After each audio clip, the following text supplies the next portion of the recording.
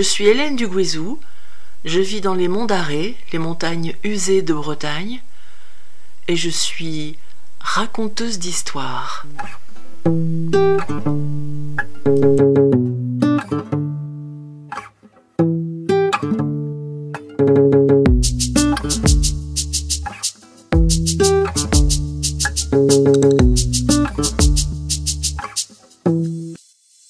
C'est un authentique mariage de la carpe et du lapin qui est scellé en Bretagne au cœur du bas Moyen-Âge, alors que la guerre de Cent Ans se déploie durablement.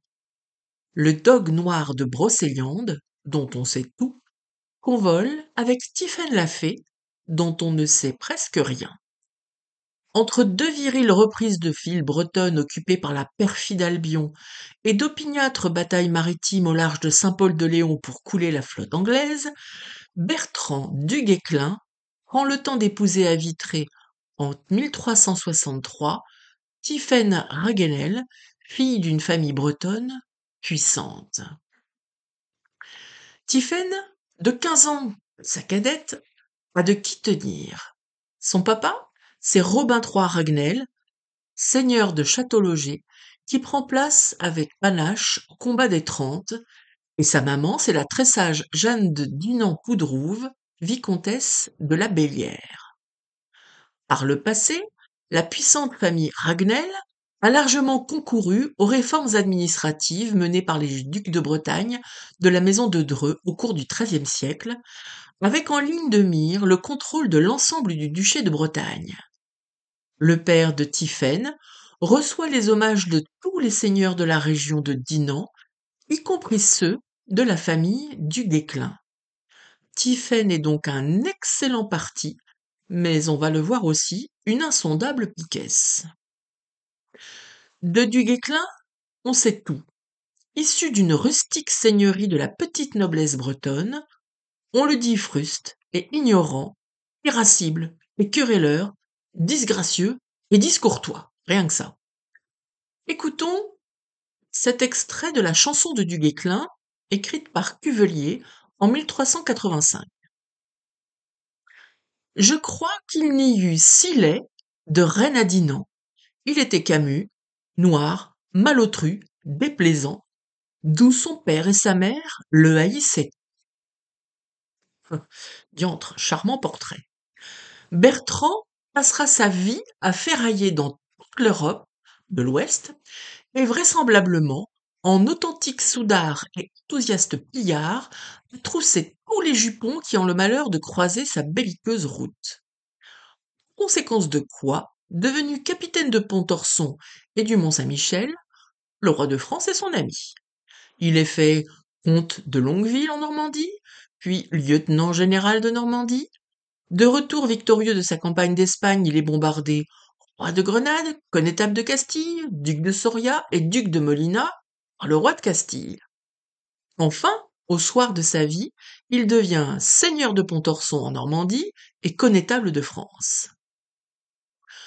On doit la cosmogonie de sa gloire à Johannes Cuvelier, que je citais à l'instant, écrivain attaché à la cour du roi de France et qui rédige vers 1385 la chanson de Bertrand du Guesclin, ce héros de la guerre de Cent Ans d'un côté, mais aussi ce traître à la Bretagne de l'autre, souffle-t-on, mais on ne tranchera pas. Tiphaine Raguenel, seule fille au milieu d'une fratrie de garçons, grandit dans une famille tolérante et cultivée. S'il y a tout lieu de croire qu'elle n'échappe sans doute pas aux enseignements domestiques réservés aux jeunes filles de son rang, elle bénéficie toutefois d'une solide éducation, confortée par la remarquable intelligence et son infatigable curiosité qui font d'elle, in fine, une jeune femme lettrée. La bibliothèque paternelle lui ouvre grand les portes du monde médiéval, et elle se passionne pour le latin, le grec et les sciences de son temps. Cultivant une certaine indépendance, elle refuse les avances des chevaliers que son pédigré séduit sans doute plus que sa culture, s'intéresse à la médecine et se forme à Dinan auprès de l'astrologue Yves Dérian, acquérant ainsi une solide réputation d'astrologue en Bretagne, ce qui lui vaudra donc le surnom de Tiphaine la Fée. En ce Moyen Âge tardif, l'astrologie est considérée comme une discipline scientifique tolérée, certes du bout des lèvres, par l'Église. De nombreuses cours européennes recourent en effet au service d'astrologues qui aident à la prise de décision. La demeure familiale des Ragnel, qui est le château de la Bellière Pleudien, est vaste. Tiphaine s'y sent bien. Tout le jour, elle étudie donc les livres et les plantes, et la nuit elle observe les astres et les cartes célestes. Elle n'a donc nul besoin d'un mari. Pour autant, elle se plie aux obligations familiales et assiste fort obligeamment aux réceptions et aux tournois. C'est bien le moins qu'elle puisse faire, en échange de la paix royale que lui fichent ses parents.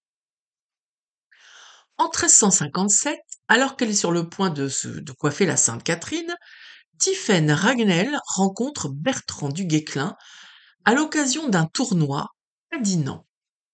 Elle a consulté les astres les jours précédents et elle prédit au hideux chevalier, via un message porté par un écuyer, sa victoire contre le chevalier anglais Thomas de Canterbury. Peu enclin à écouter les femmes d'une part, et les charlataneries d'autre part, du Guesclin rétorque, sans grande élégance ni courtoisie au messager qui n'y était pour rien, il faut bien le reconnaître, qu'il faut, je cite, être bien bête pour se fier à une femme, les femmes n'ont pas plus de bon sens qu'une brebis. Et toc. Du Guesclin remporte le duel. Et bim.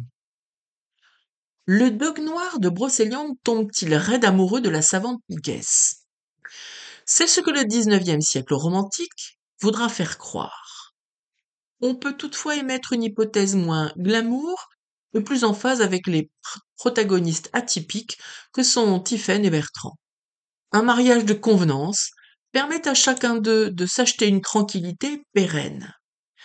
La trentenaire Tiphaine Ragnel épouse le presque quinquagénaire Bertrand du Guesclin en 1363, et moins d'une semaine après les noces, chacun vaque librement à ses passions.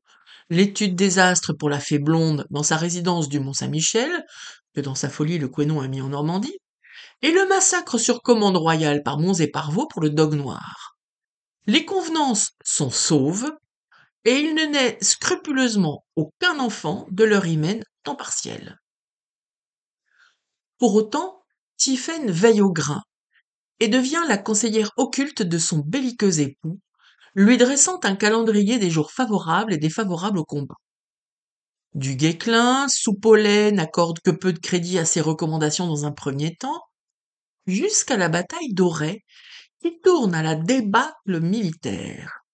Il a maintenu l'assaut lors d'une journée jugée défavorable par son épouse. À l'avenir, il y regardera à 2 fois avant de programmer ses journées passées à auxire joyeusement son prochain, et deviendra également plus sensible aux sachants, ces intellectuels qu'il méprisait jusqu'alors. Leur mariage de raison durera une dizaine d'années, pendant lesquelles ils se verront que fort peu, sans pour autant s'en porter plus mal. La belle Tiphaine, à l'issue d'une vie nourrie d'études passionnées, de soutien occulte à son bestial époux et de sage gestion de sa fortune, s'éteint fort discrètement vers 1373, vraisemblablement de maladie, on n'en sait pas plus.